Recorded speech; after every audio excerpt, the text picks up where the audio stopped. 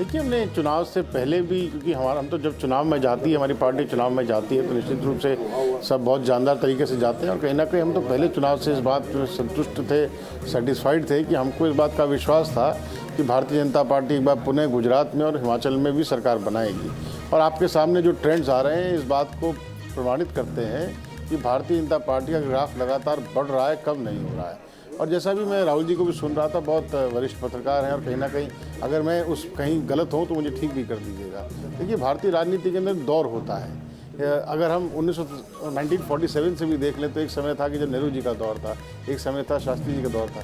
समय सीमा तय हो सकती है कि आप कहें कि 4 साल है, 2 साल है, 3 साल है, लेकिन डिपेंडिंग ऑन कि इसका अर्थ ये नहीं कि प्रधानमंत्री कौन है, इसका अर्थ ये है कि उस नेता का दौर है। तो निश्चित रूप से आज जो प्रधानमंत्री नरेंद्र मोदी जी की जो पॉपुलैरिटी है, इसको किसी भी तरीके से कॉम्पीट कोई कर नहीं पा रहा है।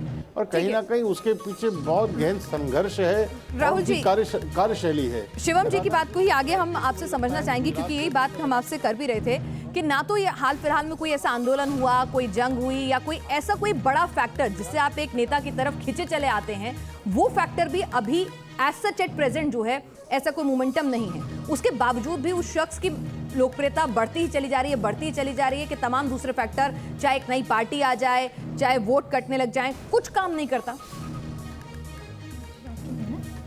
राहुल सर, आप अपनी बात पूरी करें। हाँ, मुझे लगता है ये जो फिनोमिनन की हम बात कर रहे हैं ना, कई बार मुझे भी लगता है कि हम शायद पूरी तरह से समझ नहीं पाए मोदी फिनोमिनन को। हिंदुत्व है, राष्ट्रवाद है, स्ट्रॉन्ग लीडर है, ओबीसी को बहुत अपील है, जो लोअर तबका है, ये सब है।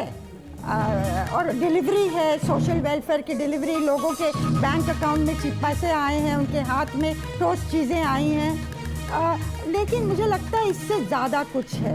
ये देश का जो साइकी है वो बदल रहा है, उसको अपील कर रहे हैं। मुझे लगता है ये बहुत एस्पिरेशनल इंडिया है आज। और क्या एक दूसरे नेता की कमी भी है, वैक्यूम की भी एक दिक्कत है। मतलब ठीक है, राहुल जी, नीरजा जी जो तमाम फैक्टर कह रही हैं कि इसके बियॉन्ड भी कुछ एक फैक्टर है जो नहीं पढ़न में आता, लेकिन क्या एक वजह ये भी है कि जब आप मोदी जी को देखते हैं तो उसके बाद कहते हैं सामने कौन, तो वो सामने वाला चेहरा, क्या वो भी एक फैक्टर है कि वो मिसिंग वो है फैक्टर। मान लीजिए लोग नाराज हैं, जैसे कि बढ़ते दामों के बारे में बहुत लोग नाखुश हैं। और नीचे में माफ कीजिएगा, आपको रोक रहे हैं जरा। जो जहां बाई इलेक्शन हो रहे हैं खासकर उत्तर प्रदेश में, वहां से भी अपडेट सामने आ रही है। मैनपुरी सीट को लेकर बड़ा अपडेट इस वक्त सामने आ रहा है, जहां हर किसी की नजर थी मैनपुरी में डिंपल यादव 1600 वोटों से आगे चल रही है। इस वक्त की बड़ी अपडेट आपको बता रहे हैं, मैनपुरी बाई इलेक्शन जहां पर डिंपल यादव 1600 वोट से आगे चल रही हैं। लगातार ये बड़ी कवरेज जारी है, जहां हम गुजरात, हिमाचल के साथ साथ उत्तर प्रदेश के बाई इलेक्शन की